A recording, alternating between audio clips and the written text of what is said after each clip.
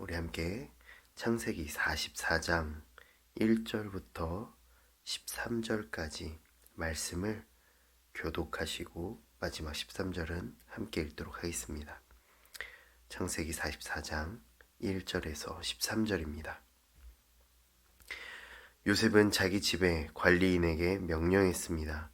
이 사람들이 갖고 갈 수 있는 양식을 이 사람들의 자루에 가득 채워주어라. 그리고 각 사람의 돈을 각자의 자루 아귀에 도로 넣어라. 그리고 막내의 자루 입구에는 네 잔, 곧 네 은잔을 넣고 또한 곡식값도 함께 넣어라. 관리인이 요셉이 말한 대로 했습니다. 아침이 밝자 형제들은 나귀를 이끌고 길을 떠났습니다. 그들이 성을 벗어나서 그리 멀리 가지 못했을 때 요셉이 자기 집의 관리인에게 말했습니다. 지금 그 사람들을 쫓아가 따라잡고 말하여라. 너희가 왜 선을 악으로 갚았느냐? 이것은 내 주인이 마시는데 쓸 뿐 아니라 점을 칠 때도 쓰시는 잔이 아니냐? 너희가 악한 짓을 저질렀구나 라고 말이다. 관리인은 형제들을 따라잡고 그들에게 이 말을 그대로 했습니다. 그러나 형제들이 관리인에게 말했습니다. 내 주께서 왜 그런 말씀을 하십니까? 저희는 그런 짓을 절대 하지 않았습니다. 저희가 저희 자루의 입구에서 발견한 돈도 가나안 땅에서 다시 갖다 드렸습니다. 그런데 저희가 어떻게 관리인님의 주인집에서 은이나 금을 훔쳤겠습니까? 만약 주의 종들 가운데 어느 누가 그것을 갖고 있다는 것이 밝혀지면 그는 죽어 마땅할 것입니다. 그리고 저희도 내 주의 종이 될 것입니다. 그가 말했습니다. 좋다, 너희들이 말한 대로 하자. 누구든 그것을 갖고 있는 것이 드러난 사람은 내 주의 종이 될 것이다. 그러나 나머지 사람들은 죄가 없을 것이다. 그들은 각자 자기 자루를 땅에 얼른 내려놓고 풀어보았습니다. 그 관리인이 큰 아들부터 시작해서 막내에 이르기까지 짐을 뒤졌습니다. 그런데 그 잔이 베냐민의 자루에서 나왔습니다. 함께 읽습니다. 형제들이 자기 옷들을 찢었습니다. 그리고 나귀의 짐을 싣고 성으로 되돌아갔습니다. 아멘. 우리 오늘 함께 나눌 말씀은 자기 옷들을 찢었습니다 라는 제목으로 함께 말씀을 나누고자 합니다. 오늘 말씀은 이제 야곱의 아들들인 형제들이 애굽에 양식이 있다는 소식을 듣고 그곳으로 들어가서 애굽의 총리를 만나 그들의 곡식을 사고 무사히 돌아갈 수 있게 되는 장면 이후에 이야기가 나오게 되는 것입니다.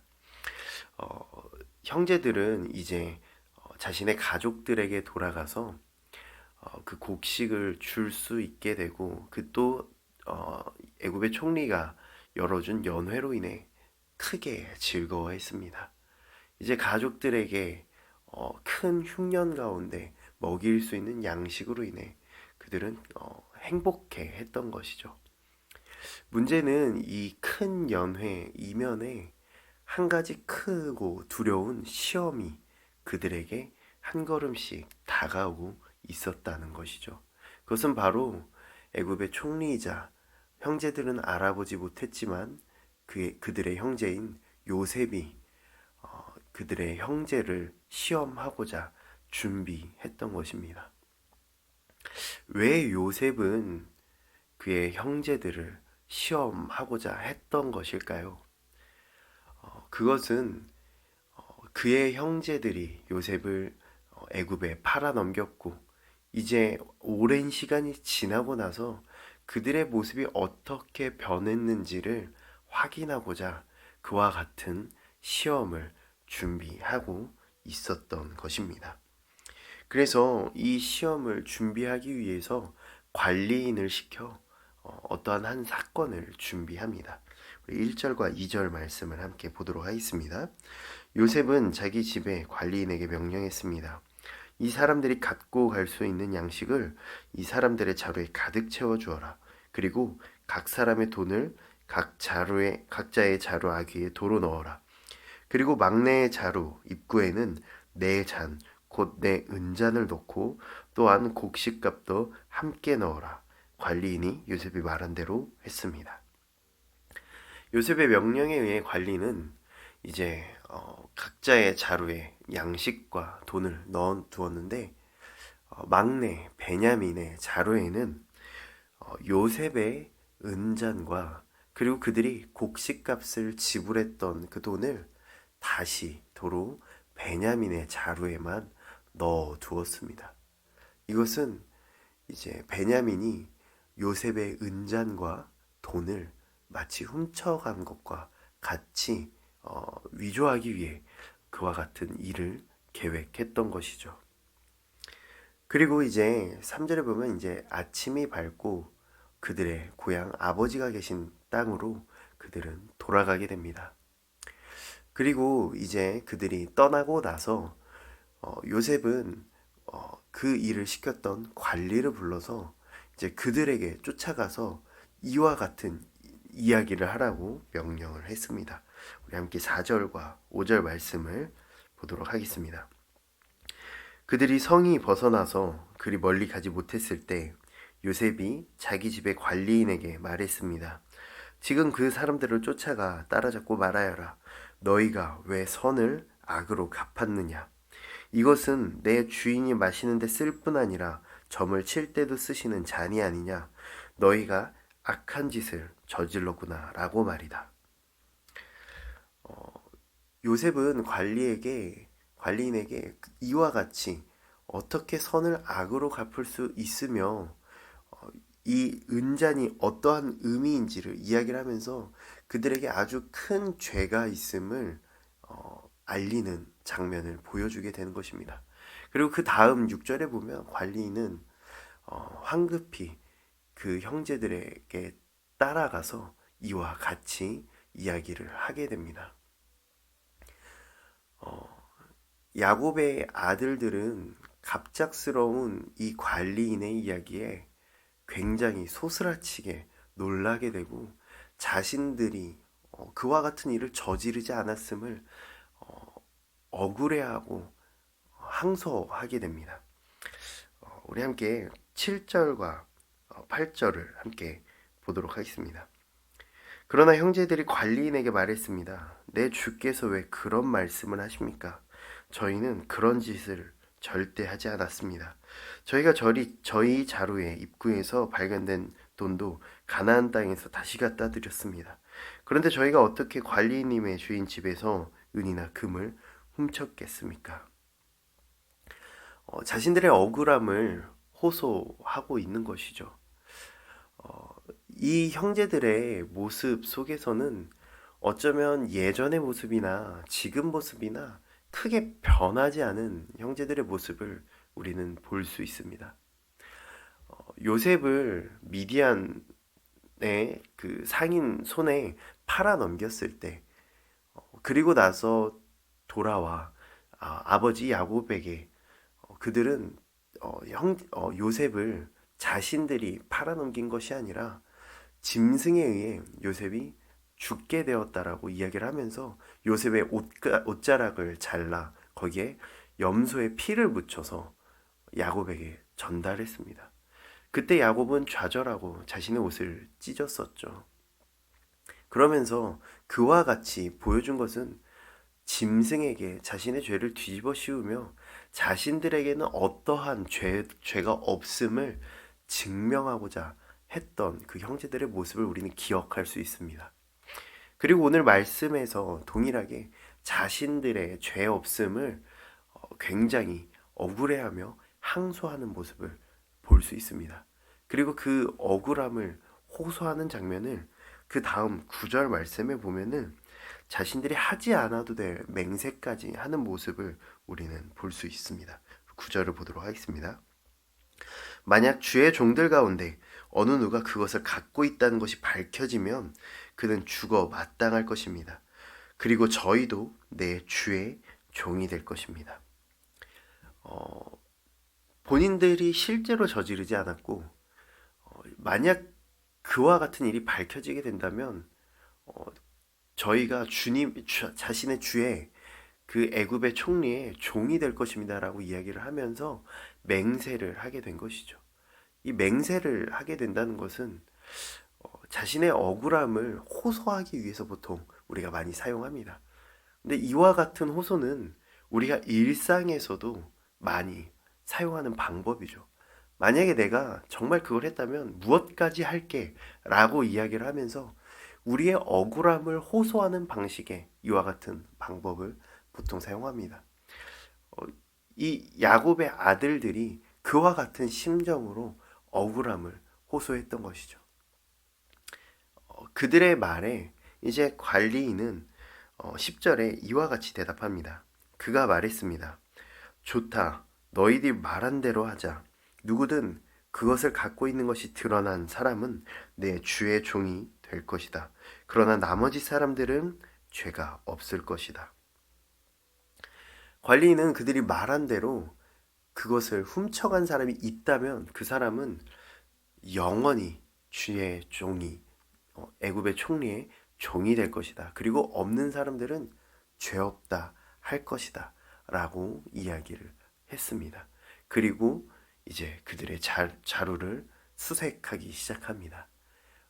첫째인 르우벤으로부터 시작해서 하나하나 자루를 수색을 하게 되고 결국 마지막 베냐민의 자루에서 은잔과 또한 그들의 곡식값이 발견되게 됩니다. 이제 야곱이 사랑했던 두 번째 아들 베냐민이 영원히 애굽 총리의 종이 되게 되는 아주 위험한 상황이 맞닥뜨리게 된 것이죠. 이제 사랑하는 아들 베냐민은 영원히 야곱의 품으로 돌아갈 수 없게 된 것입니다.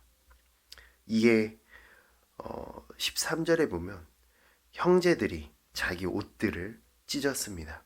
그리고 나귀의 짐을 싣고 성으로 되돌아갔습니다.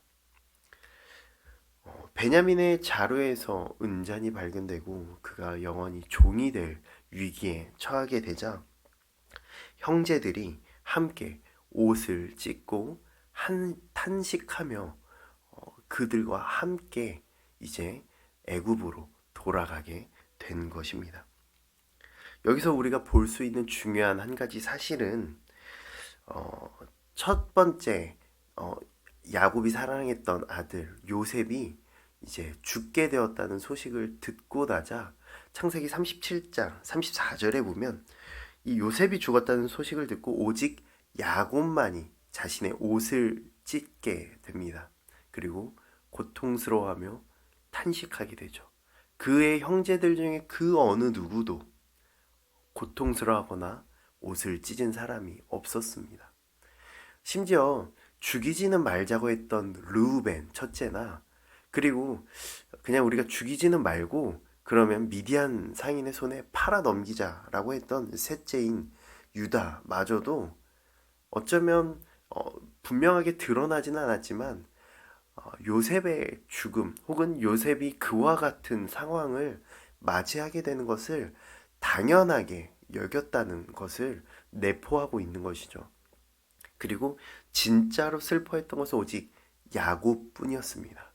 그런데 이제 베냐민이 이제 다시는 야곱의 품으로 돌아가지 못하고 이제 애굽으로 팔려가게 되자 그의 형제들은 요셉이 팔려갈 때와는 전혀 다르게 함께 그 옷을 찢고 탄식하며 요셉만이 홀로 애굽으로 끌려갔었지만 이제는 베냐민이 끌려갈 때 그들이 함께 애굽을 향해 나아갑니다.